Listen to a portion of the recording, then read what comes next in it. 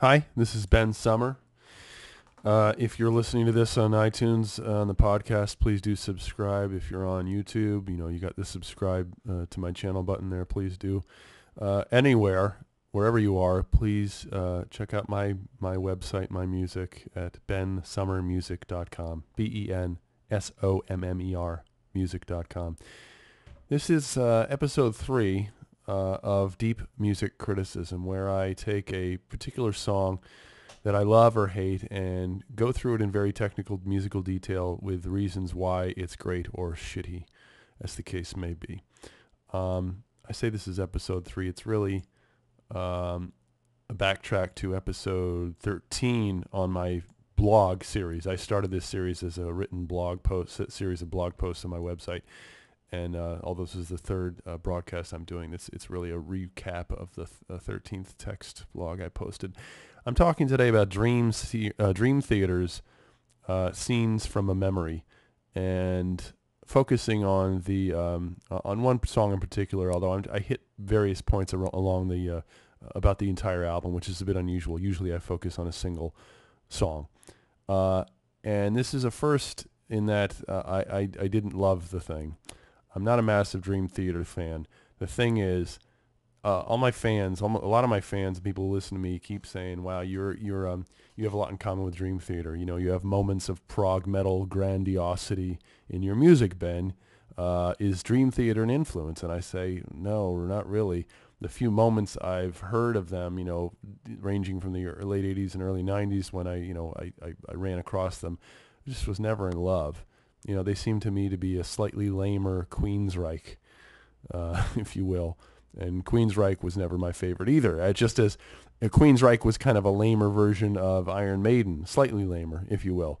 So I was never a super fan, never hated them.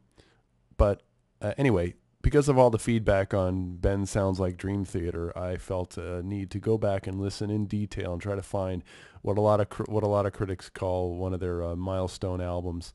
Listen to it in detail and try to come up with some thoughts on it. So that's what I've done. So Dream Theater.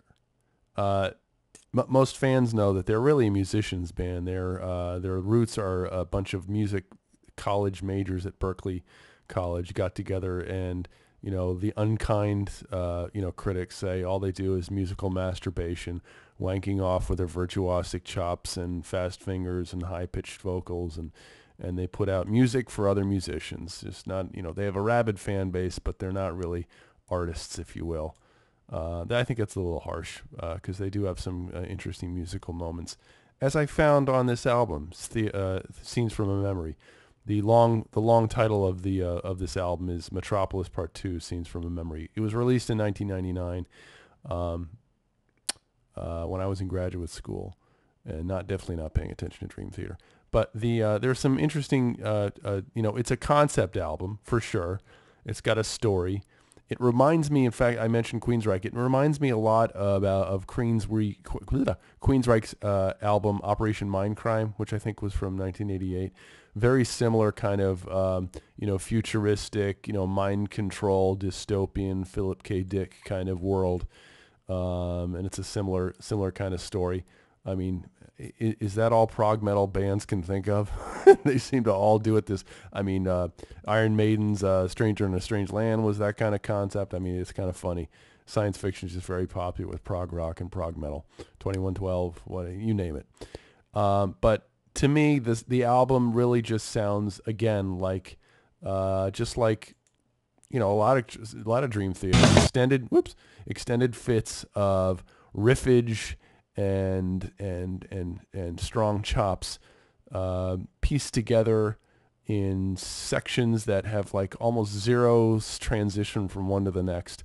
It's the kind of stuff that any skilled performer can come up, these riffs that they come up with are the kind of thing that any skilled player can come up with just by noodling on their instrument for like 30 seconds. The only difference with Dream Theater is that they do that noodling that they call composition together as a team, playing in unison or coordinated counterpoint, and they call each 5 to 10 minute span of time spent doing this a prog metal song. So that's my harsh opinion of this, and I'm just going to, let me find out some examples of this. Here is this one I want to? This is Beyond This Life. I think this is scene number 4 in the concept in the track list. All that we Hold on. were made. She may have found a reason to forgive. Oh yeah, yeah. If he had only tried to change, was their fatal meeting prearranged? Had a violent struggle taken place? There was every sign that led there. Witness found a switchblade on the ground. Was the victim unaware? They continued to investigate. I mean, that's an example where they had one kind of vibe like this. He had another. He fell into an evil ways. He had Do. I mean, is there a more boring, lame, vanilla blues kind of lick that you could think of? I mean, I don't think so. It's just there's no salt or hook or strange angle. There has to be something a little bit tiny and a little bit strange for a really good piece of music, whether it's a massive, ambitious symphony or orchestral piece or a simple rock song. There has to be something, a spark. It's just, I never feel that spark, hardly ever in a Dream Theater song. I'll show you one later. There's a section, where the hell is it? I'm going to go back. There is well, actually, here's 2 sections. Here's the first section, which is, I think, no, this is good. So, God.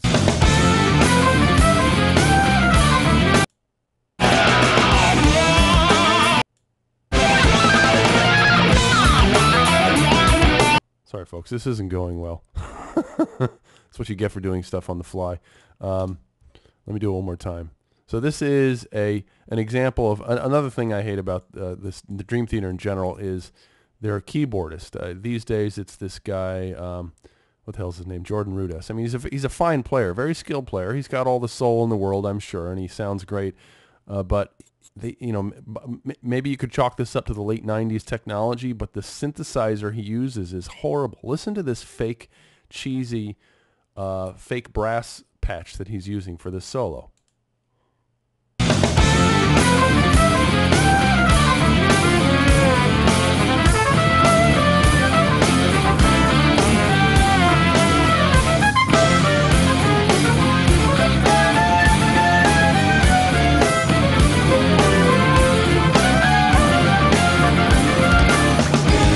I mean, it's actually a kind of a pretty cool solo. He's playing a little bit outside of the key, if you will. Jazz aficionados know what I mean by outside, meaning he's got chromatic notes that don't fit in the chord, and he's using them as grace notes, into and out of, notes that are in the key and the chord.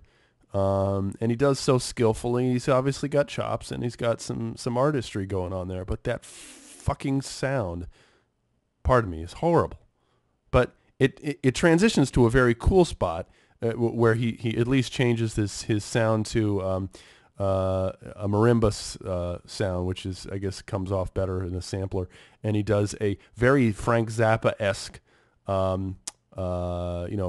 contrapuntal, soli section with John Petrucci, the guitarist. Take a listen.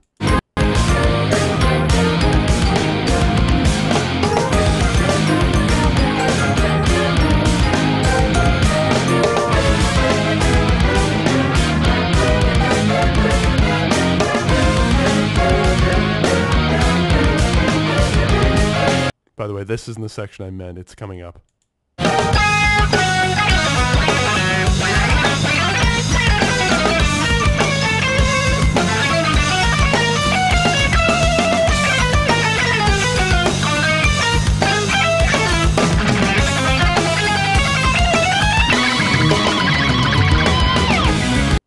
I mean, that's straight up Frank Zappa. So it's great. It's just too bad that Frank had already done that, 30 years prior.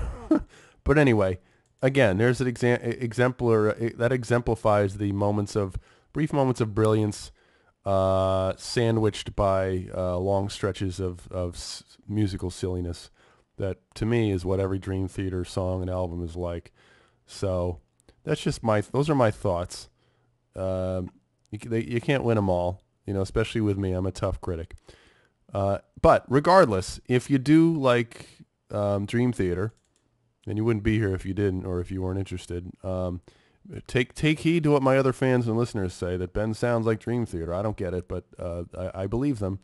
Go get some free downloads of my music to try to, and see if you can hear the Dream Theater influence that doesn't exist, and let me know if you find it.